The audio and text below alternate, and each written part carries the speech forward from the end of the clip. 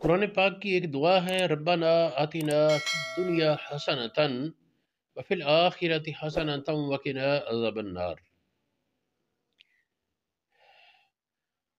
اس آیت کے ترجمے میں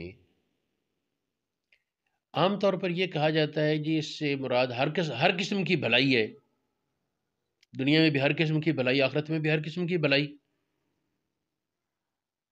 بات تو خوبصورت ہے، لیکن کیا نحوی قواعد کے مطابق درست ہے؟ یہ ایک سوال تھا۔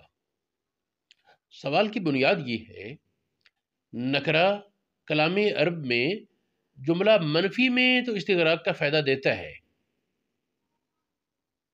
لیکن کلام مثبت میں نکرہ وہ استغراق اور احاطے کا فائدہ نہیں دیتا۔ اور یہ ربنا آتنا والا کلام، یہ کلام مثبت ہے، منفی نہیں۔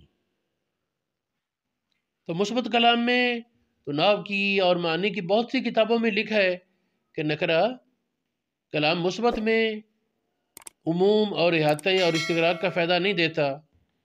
تو پھر اس آیت کا ترجمہ حسنۃ کا معنی ہر قسم کی بھلائی لینا کیسے ہوگا؟ یہ ایک سوال آیا۔ تو اس کا جواب یہ ہے کہ احسان بیان کرنے کے مقام پر، احسان بیان کرنے کے مقام پر اس بات میں مثبت کلام میں بھی نکرہ احاطے کا اور عموم کا فائدہ دیتا ہے، کہ جہاں احسان بیان کیا جا رہا ہے تو وہاں مثبت کلام میں بھی نکرہ وہ احاطے کا اور عموم کا فائدہ دیتا ہے۔ یہ بات کس نے لکھی؟ یہ میں کچھ حوالہ جات پیش کر دیتا ہوں۔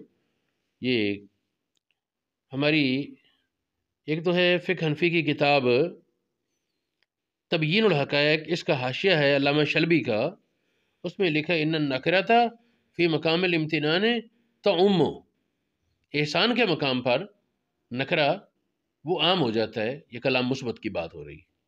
اسی طرح یہ جو قاعدہ ہے کہ کلام مثبت میں نکرہ عموم کا فائدہ نہیں دیتا، اس کے بارے کہتے ہیں امام زرکشی،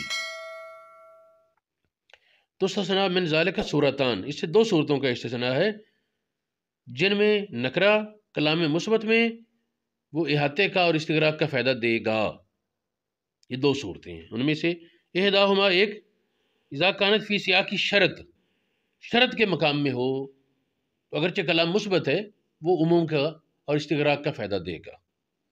نبہ علیہ الامام فی البرہان، یہ ایک ہو گیا۔ دوسرا الثانیۃ اذا کانت فی سیاق الامتنان، احسان بیان کرنے کے مقام پر ہو تو وہاں بھی نکرہ عموم اور احاطے کا فائدہ دے گا۔ یہ ہمارے تفسیر کی ایک کتاب ہے البحر المحیط، علامہ اندلسی کی، اس میں انہوں نے اس کی صراحت کی۔